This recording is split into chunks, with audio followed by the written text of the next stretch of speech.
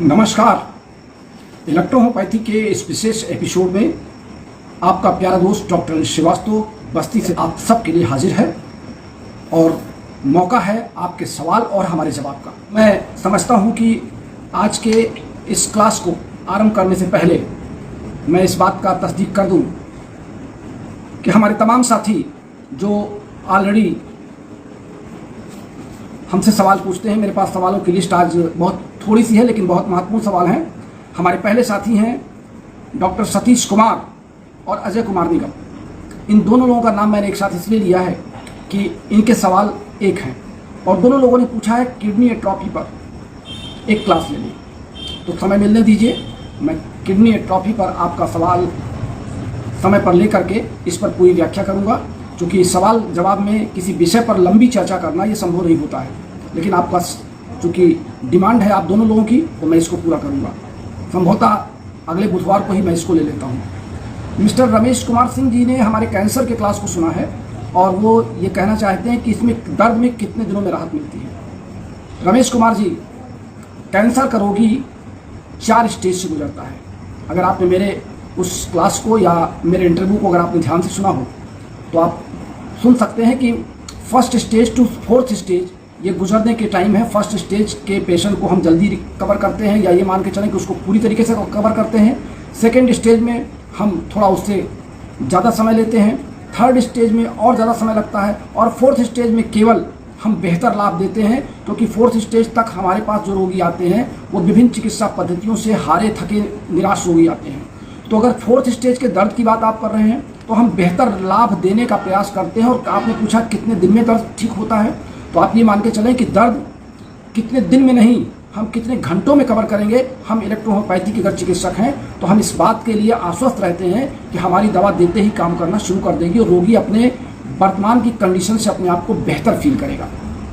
इसलिए ये कहना गलत होगा कि कितने दिन में दर्द जाएगा, बल्कि मैं तो ये कहूँगा कि इलेक्ट्रोहोम्योपैथी की अगर औषधियाँ सही हैं तो घंटों में दर्द में बेहतर परिणाम पहले से अच्छे मिलेंगे। मिस्टर प्रदीप कुमार जी ने पूछा है कैंसर का ट्रीटमेंट कितने दिन तक चलाया जाए। प्रदीप कुमार जी, आप जबलपुर से हैं, एक अच्छे चिकित्सक हैं और चिकित्सक होने के साथ साथ आप बहुत अच्छे लेखक भी हैं। आपकी लिखी गई जो टिप्पणियाँ होती बहुत शानदार होती हैं। जहाँ तक कैंसर के ट्रीटमेंट की बात है, कैंसर इलेक्ट्रोहोम्योपैथी का ट्रीटमेंट देते ही उसकी समीक्षा करना शुरू कर देते हैं हम लोग, लेकिन हम कैंसर के रोगी को 3 महीने से लेकर के 6 महीने तक की औषध देते हैं। यानी हम लगभग 6 माह तक उसका ट्रीटमेंट करना चाहते हैं, क्योंकि फिर जो अनवांटेड ग्रोथ है कोशिकाओं की या सेल्स की, हम उसको फिर रिकवर ना होने दें। अगर हम उसमें सफलता पा लिए या मान लीजिए कोई प्रारंभिक समय की गांठ है और हम फर्स्ट स्टेज के रोगी को पा गए हैं, तो भी हम कोशिश करें कि गांठ गलने के बाद भी हम उसको 3 महीने तक दवा जरूर खिलाएं।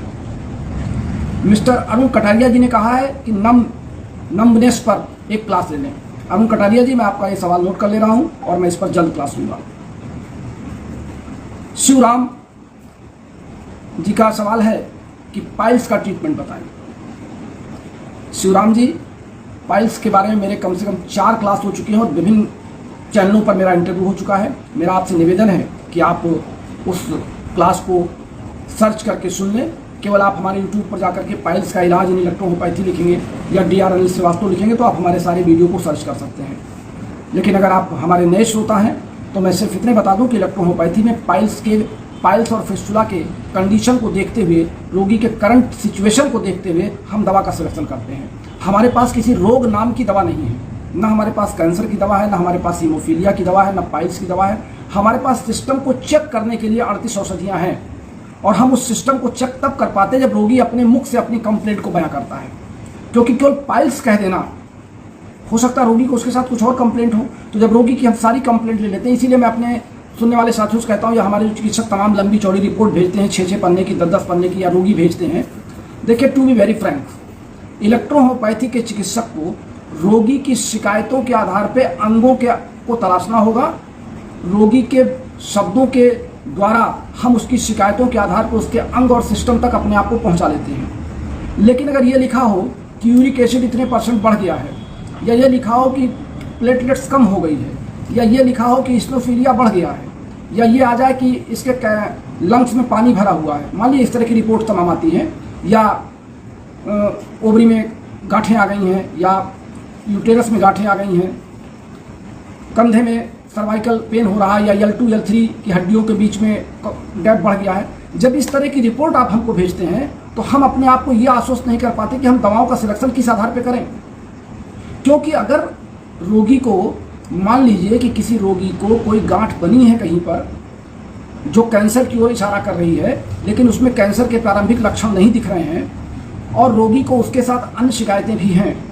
आज मेरे पास एक बच्चा आया था जिसके गले में एक गांठ थी, उसके पेरेंट्स बड़े परेशान थे कि सर इसको देख लें, तो मैंने उसको बड़े स्टाइल में हिला डुला करके आगे पीछे करके देखा, तो मुझे ऐसा कुछ खास नज़र नहीं आया कि इस गांठ के बारे में कोई चिंता करने की जरूरत है, क्योंकि वो जो गैंग्लियंस होते हैं छोटे बच्चों के गले के आसपास तमाम नसें एक दूसरे के ऊपर क्रॉस करती हैं, और जहाँ पे नस का गुच्छा बनता है उसको हम गैंग्लियन कहते हैं।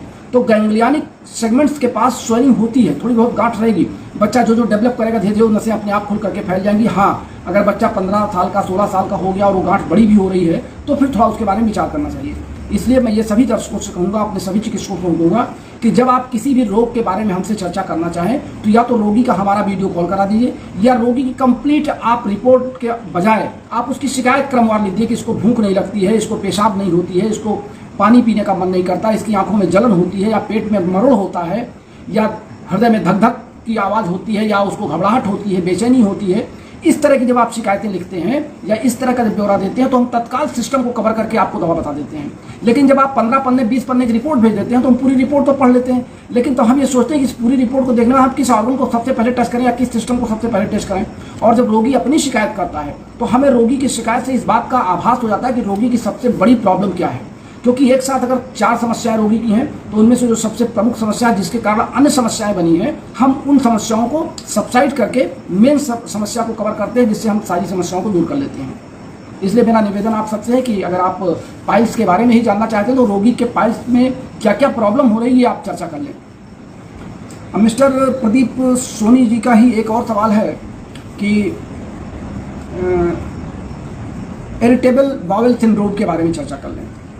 सोनी जी, इस पर मैं क्लास लूँगा, लेकिन आपका सवाल चूंकि 2 बार हो गया है तो मैं इस पर एक हल्की सी चर्चा कर लूँ कि इरिटेबल बाउल सिंड्रोम ये एलिमेंट्री कैनाल के अंदर होने वाले इन्फेक्शन का एक रोग है, जिसमें रोगी को बेचैनी होगी, जी मचलाएगा, हल्का सा पेन महसूस होगा, पेन घूमेगा नाभि के आसपास से लेकर के आपकी लेफ्ट साइड राइट साइड में पेन जाएगा, लगातार गीली टट्टियाँ हो रही हैं, म्यूकस का सेक्रेशन हो रहा है टॉयलेट के माध्यम से, और फिर अचानक कॉन्स्टिपेशन बढ़ गया, यानी कभी रोगी को कॉन्स्टिपेशन होगा 7-8 दिन और फिर कभी उसको बिल्कुल ढीली लैट्रिन होगी, और इस तरीके से रोगी में चिड़चिड़ापन होगा, बेचैनी होगी, उसके पैरों में सूजन होगी, घुटनों में सूजन होगी, गांठों में दर्द होगा, पैर के तलवे में उसको उठने पर प्रॉब्लम होगी, दर्द होगा। ये सारे के सारे लक्षण इरिटेबल बाउल सिंड्रोम के हैं, और इस पर हम इलेक्ट्रोहोमियोपैथी के आधार पर हम ये कह सकते हैं कि हम रोगी के पाचन क्रिया को दुरुस्त करना